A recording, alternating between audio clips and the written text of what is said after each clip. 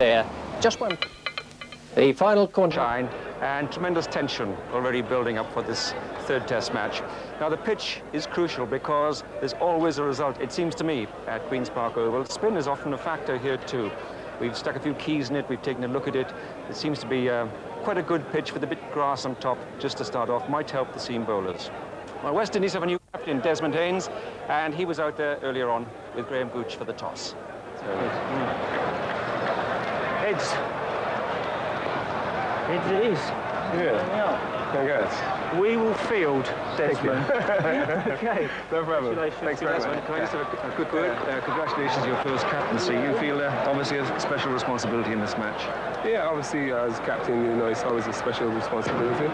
But I had some experience in Barbados this year for the Red Stripe tournament, and I think that will help me along these lines. And the track here at Queen's Park Oval? Well, it looks a little dry at the moment. There's a bit of grass there, but it still looks a little dry. But we just got to wait and see because we never know. Thanks, best of luck. Thanks very much, Tony. Graham, just a thought. I can't believe it. I've been standing out here with you several times. You've never won the toss. Yeah, it's nice to win the toss, but you know, it's not everything. Obviously, both sides, I think the wicket's going to do a little bit early on. We obviously hope it does, but you've got to bowl well, and in no way do I think that winning the toss is going to win the match. You know, we've got to get stuck in, and if things don't go well for us, we've got to keep going and show the same attitude we did in the first match. So we will be trying our best. Spin has been a factor here in the past, but you've no spinner in the side. Can you explain that? Well, we think there's a bit of grass on it. We think it's going to obviously move around a little bit early on, but you've got to get stuck in. We think it might get a bit uneven a bit later. When I played here in '86, the seamers bowled us out. The ball didn't. We had a spinner in the side. Wasn't really effective. But you know, you can never be 100% sure. You know, we've picked what we think's our best side for this match, but sometimes you don't always get it right. Thanks, Graham. Okay. And so for the teams which those captains exchanged there, for West Indies, of course, no Viv Richards, the new captain Desmond Haynes, a first cap for Ezra Mosley. Gus Logie is back after breaking a finger. Curtly Ambrose is back fit again, and he joins Walsh and Mosley and Bishop as the four-pronged fast attack. As for England, well, as you heard, no spin. Graham Gooch believes it's the best side to win this match. That means only one change. Robert Bailey comes in for Nasser Hussain. And so we join it now in the second over. West Indies are 1 for no wicket, and Devon Malcolm is bowling to Gordon Greenwich.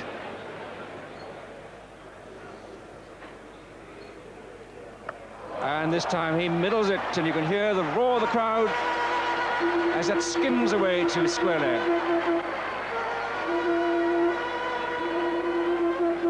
It's not in Gordon Greenwich's nature here to defend. Straight away is into the hook shot. What that does early on in an innings, if you can get the hook in quickly and you are a good hooker, it lets the bowler know that he can't dominate you, that he can't psychologically get on top of you. But you've got to be a good hooker early on to get it right. There you see on the offside, 3 slips and a gully. With Larkins, Gooch, Lamb and Smith in the gully. And short square leg just inside your picture there is the man who's ducking every time he sees a hook coming. That's Alex Stewart with the white helmet.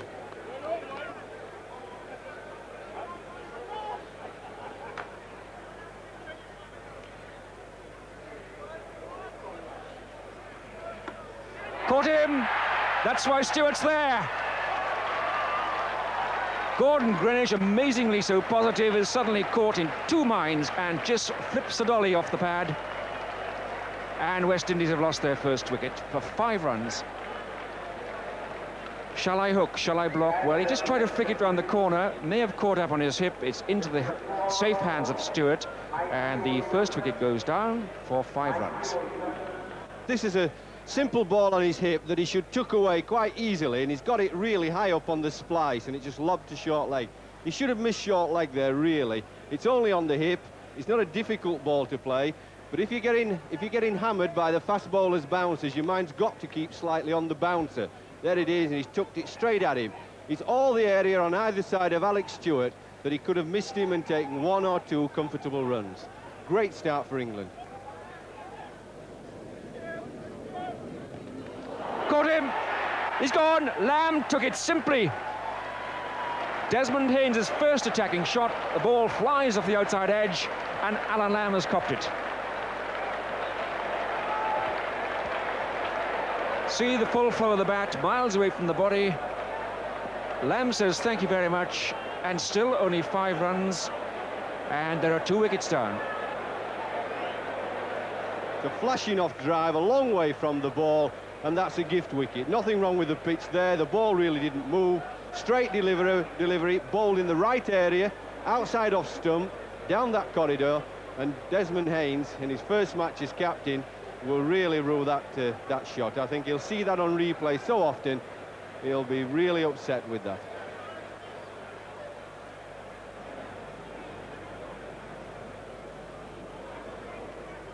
Well, bowl again.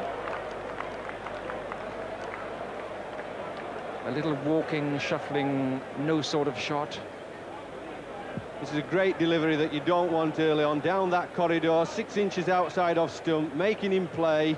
Not a bad crowd in here today. We see a lot of the people sitting on the edge of the cycle track there. That'll be quite warm. But lots of English folk have arrived from all over England to watch this test match.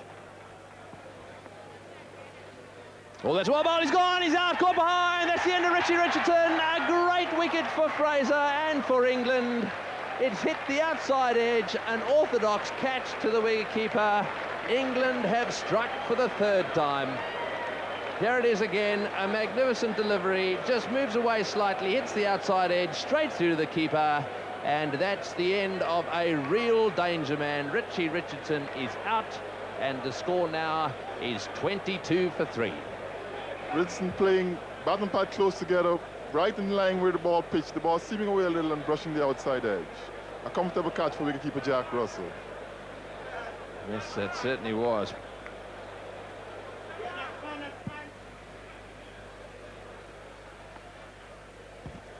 Well, that's hurt him. Ball just lifting more than the batsmen are anticipating out there, and it really has hurt Carlisle Best. Yes, that's the one I've just been talking about. The odd one that doesn't leap up to the face, but just hops a little bit. And you see how Carlisle gets the bottom hand jammed against the bat handle. And very painful indeed there, I can promise you.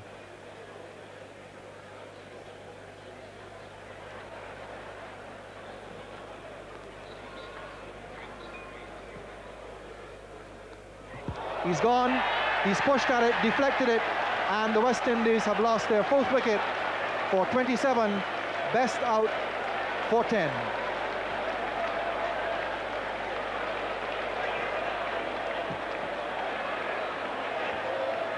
So the bat a long way away from the body, deflection, and another catch for Aaron Lamb, and more trouble for the West Indies, 27 for 4. Not quite behind it, and it flew off the outside edge. Again, you see the bounce, the extra bounce, so the England bowlers still extracting the surprise bounce and the impromptu shot. Aaron Lamb, well, he's delighted, his 2nd catch, and why shouldn't he be delighted? How much effect do you think the blow on the glove 2 balls earlier would have had on that shot? Yes, I think considerably. We saw the ball after. He made a point of getting right behind it, and then still that apprehension.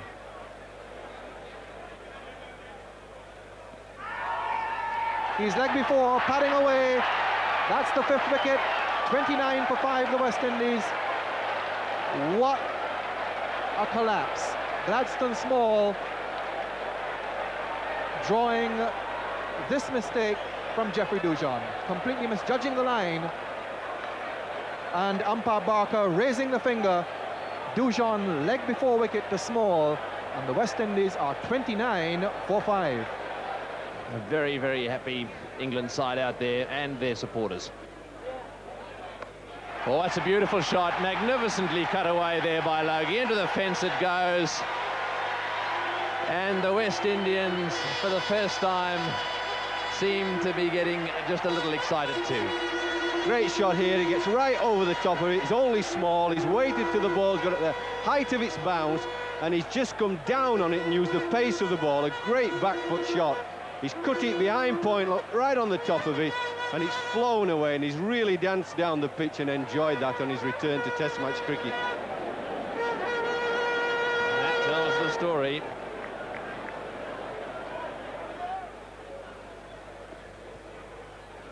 He's got him, oh, he's dropped him. What a miss that was. Russell went for it, he got both gloves to it. It was going straight to Larkins, and England have put one down. That was a vital opportunity. Should have caught this. Good delivery outside of stump. Nicks it. That's a simple, straightforward catch. 2 gloves. The wicket-keeper should get 2 gloves to that and should catch it. Got big gloves on. Can't blame him for going for it, even though it was going to first slip. He should take it. It's in his arc. And what a miss that was. What a marvellous session this has been for England. They won the toss, and they've used these conditions well. Well, that's a good shot. Beautifully played down the ground. A full toss, smashed away through the gap at mid-on, into the fence for 4. Well, it doesn't matter when you're batting, what stage of the game, you love these sorts. Middle stump, low full toss, took it away, no mid-on, big gap. You've only got to time it nicely, and don't even bother to run, because that'll find the boundary. How's that for camera work?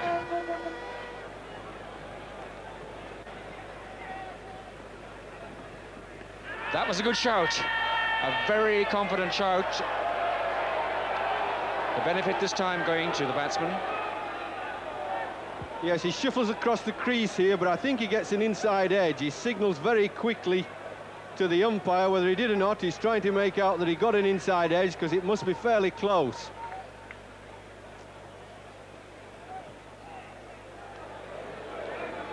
Oh, well, they have liftoff.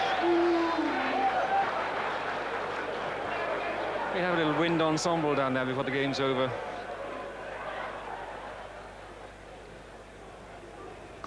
It's in the air. Oh, it's just about a dozen yards to the right of Angus Fraser. For a moment, I thought it was one of those that might fly off the top edge straight down the third of third man. It's not, it's 4 runs. Well, anytime you bowl wide, this little man is going to throw the bat at the ball. As long as he gets some wood on it, he knows it's going to fly fast and high, and that's what he's doing. He's thrown his body at the ball, and although it was about 15 yards wide of Angus Fraser, and sometimes it does occasionally go for a catch, I think you've got to feel that it's a lucky wicket if you get somebody out that way. Oh, and that's a good ball. He's got him out behind, caught behind. That's the end of it. Capel has struck. Hooper has edged that one. And he's beaten the bat on a couple of occasions. On that occasion, he found the outside edge. And that is a very vital wicket for England. This is how it happened. The ball pitched just about on off stump, just outside there. Not a very good shot. A little edge through to the keeper, and on that occasion, no mistake by the England wicketkeeper. So they are now 92 for 6. I think Hooper may be a little disappointed. It was one he could possibly have left alone, but he committed himself to playing at it. It bounced a little on him. Took the outside edge rather high up, and Russell making no mistake this time.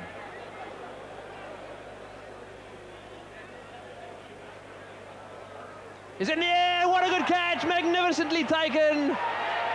Russell has snaffled that one way up to his right-hand side. The right-hand glove went out, and that is the end of Ezra Mosley. Beautifully caught behind. Have a look at this. The ball bouncing outside off stump, big edge, up she goes, and whack straight in the middle of that right mitt of his. And boy, that will bring a smile to his face. Ezra Mosley out for a duck. And the score now 93 for 7. Here, Mosley trying to climb up and punch it through square, getting a thick outside edge, and Russell diving far to his right, coming up with the ball in one hand. A marvelous catch. I think he'll be a bit relieved after missing Logie a bit earlier in the day.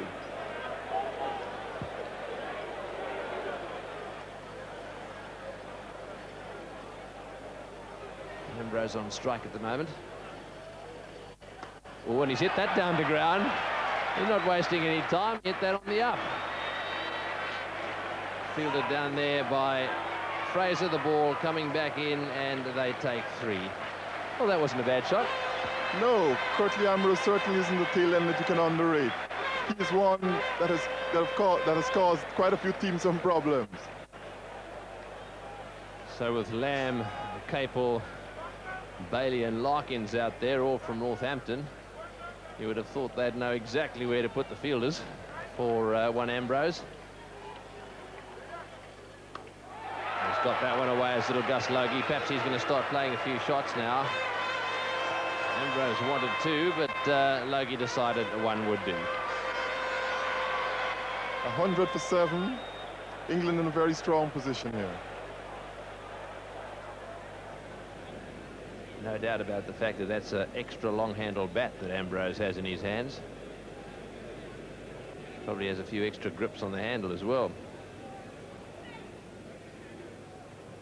It's in the air, he's out, caught behind, a big nick there, away she goes, and once again Russell has struck, and Devon Malcolm has extracted the edge. And so England continue to cause havoc here in the ranks of this West Indian batting lineup.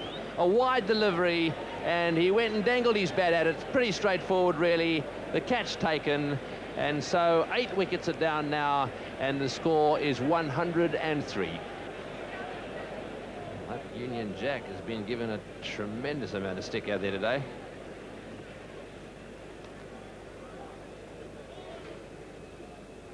Well, he's pulled that into the gap and down to the boundary. Lovely shot. It wasn't that short. So Gus Logie has decided to start turning it on. A magnificent shot to a ball that wasn't really that short. Well, this one just short of a length. Logie rocking back and pulling it through mid-wicket. This is the sort of shot that Gus Logie and only a man of his size and stature can play. The ball not very short because of his little height, or because of the fact that he's not very tall. He's just able to rock back and whip it through mid-wicket for 4. All good ball. Every now and again, Capel produces a quicker delivery, and I think that rather surprised Logie. He had a little flirt at it. I think the bounce more than the pace surprised Logie here, and that's exactly the sort of line Capel has to bowl at Logie now that he's looking to play shots. That one was outside the off stump, bouncing a bit. Logie looking to run it down to third man, and beaten by the bounce. This is Fraser to Logie. And he's got that one away beautifully for 4. Magnificent cut shot. Into the fence it goes, and out of the seats come the West Indians. That was a magnificent shot. It's brought up his half century as well. Very well played, Gus Logie. Back in the side after injury, and have a look at this for a cut. Well, it's his favourite shot. If you give him width and room and slightly short, he's going to whack in that area all day. Nice little innings, great comeback after his finger injury.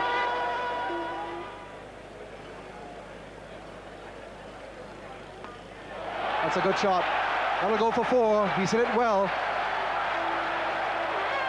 So Ian Bishop brings the crowd to life here with that boundary.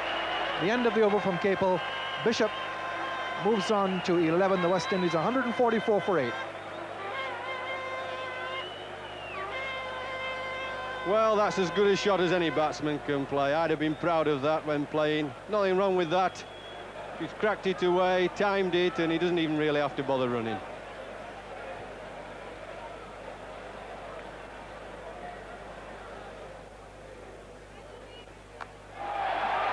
Well, that's a quite remarkable shot for 4.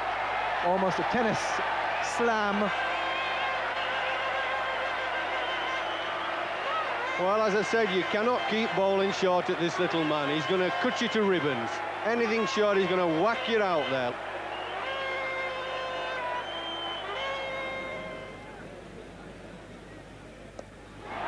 That's a fantastic shot by Logie. Just a little bit of room, and he hammered it away square for his 9th 4. Gus Logie moves on to 77. The West Indies 163 for 8. Again, give him some width and slightly short. He's a little man. He's already in great position to cut it. Short backlift. Quickly, like a flash, he's onto it and smacks it away. And it's dropped. Aaron Lamb, for the first time for the day, having held 2 very good ones at third slip, now puts down a regulation slip catch. She could have caught it. Well, straightforward as slip catches go, if there's anything such as easy. It's up a long time, it doesn't go too quickly, nice waist high. Gives the fielder plenty of time. Look, he almost sort of plays it there, says, here, catch it, I've had enough of batting. And down it goes. And this session is turning into a nightmare for England.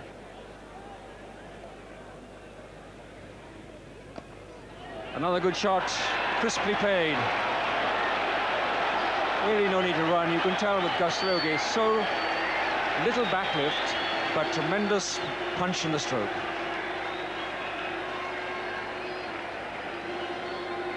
Well, here Markham guilty of overpitching. Logie on the back foot, hitting straight through the line of the ball into the vacant mid-off position for 4. That's the 4 runs you just saw. See the captain's head. Oh dear, not a half volley, he said.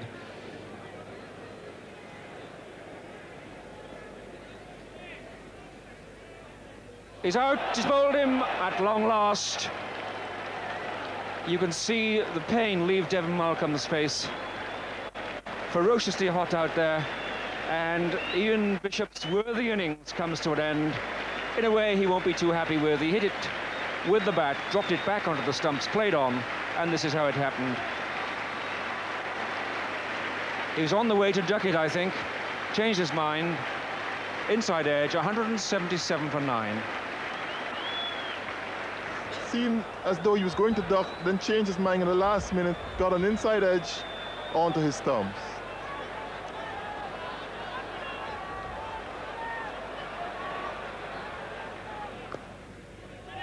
Walsh wants to go. This will be a run out with it. Who's at the wicket? Nobody. Bad feeling. Devon Malcolm doesn't even offer. Angus Fraser sort of gets there. It's a very bad, far too slow throw. Well, that's astonishing. Angus Fraser never picked it up. Shambles. Well, Logie here pushing the ball on the offside. Larkins came in quickly, was looking for the single. But Larkins failing to get the ball back to the bowler's end quickly now.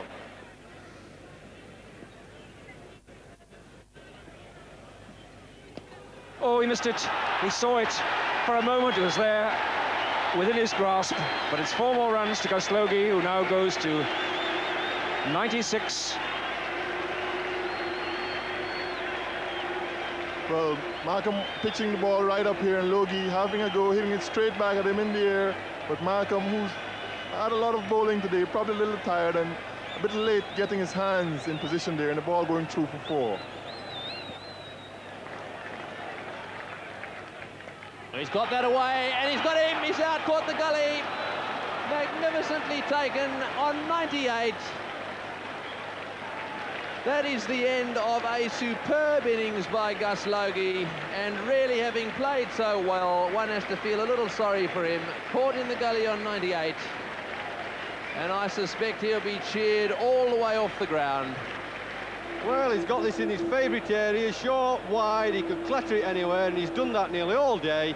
And when it comes to the real moment to get his 100, he's hit it straight at deepish gully. He'll be very disappointed with that, because he played a super innings. He's clattered England's bowlers on that square cut and back cut so often, and then he's hit it straight at the gully. And everyone giving the little fellow a cheer off the ground. A huge smile on his face. And even the English supporters recognise a top knock. Having said that, they're probably also giving the England players a big cheer as well, because having started so badly, they've still limited this West Indian side to 199. So West Indies, 199 all out, 5 for 2, 29 for 5. What a dreadful start. And then Gus Logie, that magnificent 98, the 6-wicket partnership with Hooper of 63, and the 9th with Bishop of 74. A lovely innings by him. Rather sad, in fact, that he had to fall short by 2 runs of a well-deserved century. Now, as for the bowling, well, there were 2 catches dropped. Logie was dropped on 17 by Russell and Bishop on 15 by Lamb, but 8 catches were taken out of 10, and the rewards to Gladstone Small, 2 wickets only. I thought him rather unlucky. Devon Malcolm deserved his 4, 3 for Fraser and 1 for Capel. So let's now join the England innings. 21 for no wicket, and Curtly Ambrose bowls to Graham Gooch.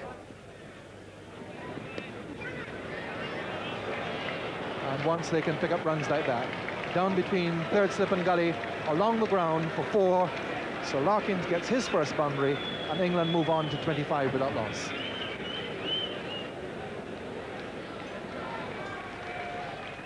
Oh, and straight away, that's a magnificent bouncer. A really quick ball. And just one to Larkins. He had no idea where that was. He tried to take evasive action, and it seemed to me to hit him somewhere around about the shoulder. Let's have another look, see exactly where it did hit him. Yeah, well, he's just started to put it together, actually. It looks as though he did him on the helmet. Taking evasive action, you can run as a batsman if he hits you on the body, the helmet, or anywhere. No problem, run for it. This is Bishop again. Oh, and that must be very close, going down the leg side, perhaps.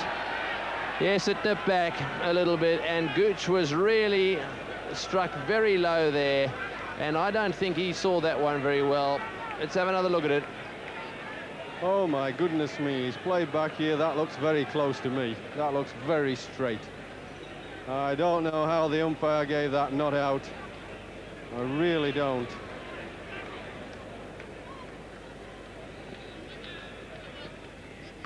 He's got that one away in the air. Magnificent shot that is. One bounce into the crowd down at square leg. Well, that went so sweetly off the bat. Gooch has gone down for a little chat. Don't get too confident, son. He said, no, don't worry, Captain. That was in front of square. I think Graham Gooch has said, don't beat in too many boundaries. We'll be out here for another hour. We want to get into the peace of the dressing room with no wickets down.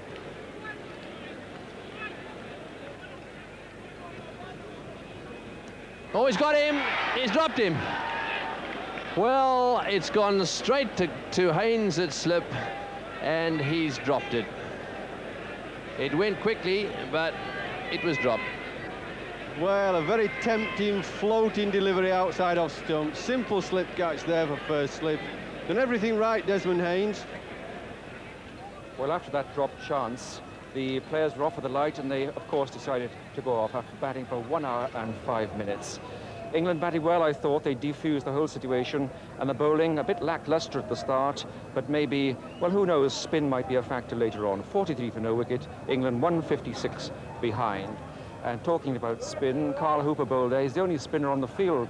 It would be ironic, would it not, if England, having left out both their spinners, are undone by West Indian spin. Really extraordinary.